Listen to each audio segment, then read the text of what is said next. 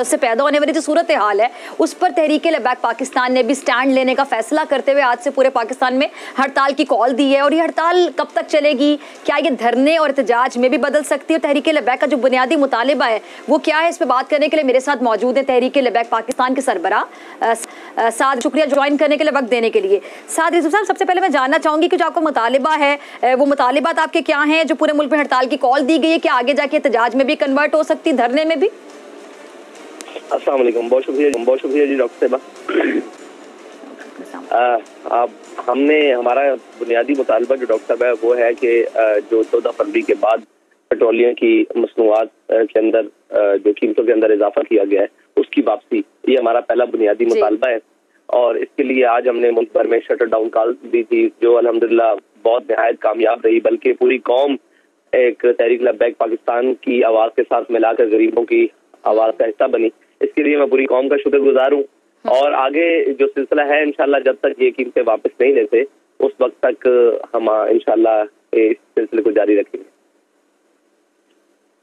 अच्छा, अगर जब तक ये कीमतें वापस नहीं लेते हैं आप इस सिलसिले को जारी रखेंगे, आप ये कहना है अगर हुकूमत टस से मस नहीं होती है तो फिर आप लोगों का अगला जो लाहेअमल है वो क्या होगा? क्या ये जो एहतजाज है ये कोई हम सख्त शक्ल भी इख्तियार करता देख सकते हैं? क्या ये धरने में कन्वर्ट हो सकता है, बदल सकता है? और आपसे अब तक किसी ने अगर आप लोगों ने इससे राब्ता किया हो हुक्मरान जमात की जानिब से? जी नहीं, बिल्कुल इतनी बेइज्जती का शिकार हमने कोई भी हुकूमत नहीं देखी और इतने नाअहल भी जिन्होंने अभी तक जिनके मतलब अभी कान पर जूं तक नहीं रिंगी कि ये पूरा मुल्क बंद हो गया, शटर डाउन हो गया है, लोगों ने रजाकाराना तौर पर एक मुकम्मल हड़ताल का साथ दिया है, उसके बावजूद हुकूमत टस से बस नहीं हुई। उसके बाद हमने अगला लाएअमल का ऐलान किया है कि हम इंशाल्लाह जुम्मे वाले दिन जुम्मे की नमाज के बाद पूरे मुल्क में हर जिले के प्रेस क्लब के बाहर एक बड़े एहतजाजी मुजाहरे करने जा रहे हैं। अगर हुकूमत को इससे ना असर पड़ा तो इंशाल्लाह फिर ये सिलसिला रुकेगा नहीं, ये फिर एक तहरीक की शक्ल इख्तियार कर देगा। और आपको इस बात की उम्मीद है कि हुकूमत को इससे भी असर नहीं पड़ेगा, जून तक नहीं रेंगेगी? देखें, अभी तो जो बेहसी है उसके मुताबिक तो बिल्कुल ऐसा ही है, लेकिन इंशाल्लाह वो जब वक्त जैसे जैसे गुजरेगा रंग निकलेगा इंशाल्लाह। ठीक है। अच्छा, महंगाई का जो हल है वो तो इलेक्शन ही नजर आता है साद रिजवी साहब, अगर देखा जाए समझा जाए, क्योंकि जब तक पॉलिटिकल स्टेबिलिटी नहीं होगी इकोनॉमिक स्टेबिलिटी नहीं हो सकती। तो आप इस बात से एग्री करते हैं कि इलेक्शन जल्द से जल्द होना बहुत जरूरी है, वक्त बहुत जरूरी? जी डॉक्टर साहब, मैं इस बात से इसलिए एग्री नहीं करता कि हमें पहले एक तब्दीली का लॉलीपॉप सुनाया गया कि तब्दीली आएगी तो मुल्क ठीक चलेगा। तब्दीली आ चुकी, जब तब्दीली ने अपने रंग दिखाने शुरू किए तो फिर एक और रंग लाया गया। जब तक रजीम चेंज नहीं होगी और जनाब इस हुकूमत को गिराया नहीं जाएगा तब तक महंगाई नहीं जाएगी। जब रजीम चेंज हो गया, अब नया कहानी सुनाई जा रही है कि जब इलेक्शन नहीं होंगे तो जब तक तो इस वक्त मुल्क स्टेबल नहीं होगा। भाई मुल्क स्टेबल हो सकता है, उसके लिए इकोनॉमिक रिफॉर्म्स की जरूरत है, उसके लिए वो सारी चीजों की जरूरत है जिसे हमें बुनियादी तौर पर करना है। लेकिन ये कोई भी मुखलिस नहीं है मुल्क के साथ। एक आए हैं वो अपने जनाब क्या कहते हैं पर्चे और FIR और अपने मुकदमात खत्म करवाने के चक्कर में है, कोई आता है वो नैब का जनाब चेयरमैन लगवाने के चक्कर में आता है, कोई आता है वो जनाब अपनी एक्सटेंशन लेने के चक्कर में आ जाता है। तो ये तो यहाँ तो खेल तमाशा लगा हुआ है ना, मुल्क पूरे के साथ खेल रहे हैं। आपको मालूम है कि हम 2023 में अभी रिसेंट मिनी बजट के नाम पर भी हम IMF के दरवाजे पर खड़े हैं और हमारा हमसाया मुल्क 1993 में IMF के दरवाजे पर गया था और 2000 में उसने वो किस्त वापस कर दी थी वो कर्जा। लेकिन अगर हम ये बात करेंगे तो फिर कहेंगे जी नहीं हमारे मुल्क के हालात, भाई हमारे मुल्क को 75 साल में यहाँ तक पहुँचाने वाले कौन है? यही लोग है ना, यही जनाब जर्नैल है, यही सियासतदान है, यही जनाब साद रिजवी साहब, एक और चीज, ये अगर कल इलेक्शन का ऐलान हो जाता है तो आपको तहरीक-ए-इंसाफ नून लीग दोनों की तरफ से इत्तेहाद की अगर दावत दी जाए तो फिर आप किसके इत्तेहादी बनना पसंद करेंगे? जी मैं सिर्फ कौम का इत्तेहादी बनना पसंद करूंगा, जिस कौम के लिए जनाब महंगाई के लिए आज हमने शटर डाउन कॉल की पूरी पाकिस्तान की किसी भी जमात ने इसका हिमायत का ऐलान नहीं किया। इसका मतलब है हर कोई अपनी सियासत के लिए खेल रहा है, कौम के लिए तो किसी ने भी आवाज बुलंद नहीं की।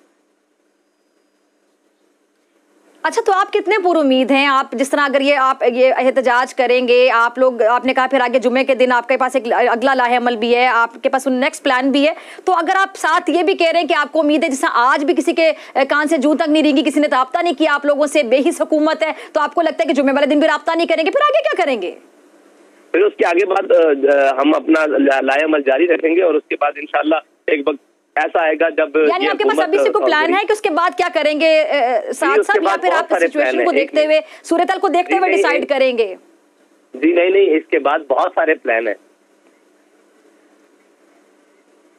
जी आप कह रहे हैं बहुत से प्लान है आपके पास इसके अलावा? जी जी, इसके बाद बहुत सारे प्लान है जी इंशाल्लाह। तो वो सूरत हाल को देखते हुए, वो सारे पत्ते सूरत हाल को देखते हुए खेले जाएंगे कि अगर हुकूमत इस तरह रिस्पॉन्स देती है तो फिर ये पता खेला जाएगा, नहीं देती तो फिर। देखिए, नामूस रिसालत का मसला ऐसा है जिसके ऊपर हम फौरन रिएक्शन देते हैं। ये है कौम का मसला और कौम की महंगाई का मसला। इसके लिए कौम को बावर कराना जरूरी है कि हम आपके लिए निकले हैं। हम नहीं चाहते कि फौरन किसी चीज का ब्लॉकेज हो, फौरन सारी चीजें हो। हमने शटर डाउन के लिए भी 1 हफ्ते का वक्त दिया, बल्कि 1 हफ्ते से ज्यादा का वक्त दिया, और आगे भी हम 3-4 दिन का वक्त दे रहे हैं, मजीद भी वक्त देंगे। लेकिन अगर ये नहीं आएंगे तो फिर आखिरी हाल यही होता है, तंगा मत पजंगा मत। आपको लगता है कि अभी हुकूमत सीरियस नहीं ले रही आपके मुतालिबात को या आपके एहतजाज की कॉल को? देखिए, हुकूमत तो किसी भी चीज को सीरियस नहीं ले रही ना। हुकूमत को सिर्फ ये फिक्र है कि नवाज शरीफ को कैसे वापस लाना है, इसहाक डार को कैसे स्टेबल करना है, और जनाब लाडलों को कैसे नवाजना है, और अपने मुकदमात को कैसे खत्म करना है, और जनाब अपनी वो क्या कहते हैं सारी हुकूमत को बचाना किस तरह है। अगर हुकूमत को कौम की फिक्र होती तो बड़े जब भी IMF के दरवाजे पर ये जाते और मिनी बजट या किसी भी नाम पर कौम का कबाड़ा निकाला जाता, बल्कि ये अशराफियत को नवाजने की चीजें खत्म की जाती, ये बाकी जो सारे मामला है इनको खत्म किया जाता है। लेकिन इनके कभी भी इस तरफ नहीं वो होता है। बस वो हमारे जनाब आने वाले वजीर आजम ने ये कह दिया कि वो beggars are not the chooser, तो बस उसका हम खमियाजा भुगत रहे हैं कि वो उन्होंने हमें भिखारी बना दिया और खुद वो भिखारी आला बन गए। बस इतना सा हमें फर्क कर दिया और तो कुछ नहीं बदला इस मुल्क में। अच्छा साथ ही जो महंगाई है वो तो सबसे बड़ा मसला इस टाइम पे पाकिस्तान की आवाम का, कि सबसे ज्यादा बड़ा मसला है कि महंगाई इस पे बात नहीं हो रही है या फिर उसके लिए कुछ सोल्यूशन या कोई हल की तरफ नहीं जा रहा। एक आपका पॉइंट बिल्कुल ठीक है कि सबको अपनी अपनी पड़ी हुई है, अपने अपने इक़्तिदार की पड़ी हुई है। तो अगर कोई और भी महंगाई के लिए कोई और पार्टी भी आवाम के लिए दर्द दिल रखती हो तो आप एक पेज पर आएंगे उनके साथ? देखिए, आवाम के लिए जब कोई बात निकलेगा तो हम देखेंगे कि उनकी शायद आवाज हमसे ज्यादा मौसर है, या मजबूत आवाज से निकले और नीयत से निकले, तो बिल्कुल उनका साथ देंगे। दूसरी बात यह है कि मुझे आप ये बताएं, एस्टेब्लिशमेंट की लड़ाई हो, इमरान खान की लड़ाई हो, नवाज शरीफ की लड़ाई हो, PDM की लड़ाई हो, पूरी ऊपर से नीचे अदलिया की लड़ाई हो, किसी में इस पूरी लड़ाई में कौम कहाँ है? कौम तो जनाब महंगाई की चक्की के 2 पार्टों के अंदर पिस रही है और सारे अपनी अपनी जनाब कोई मफाद की जंग लड़ रहा है, कोई बका की जंग लड़ रहा है, कोई जनाब जेल भरो तहरीक के लिए को कर रहा है। भाई कौम कहाँ है? जिस कौम के लिए तुमने ये सारे डोंग रचा रखे हैं उस कौम का भी तो पता ले लो।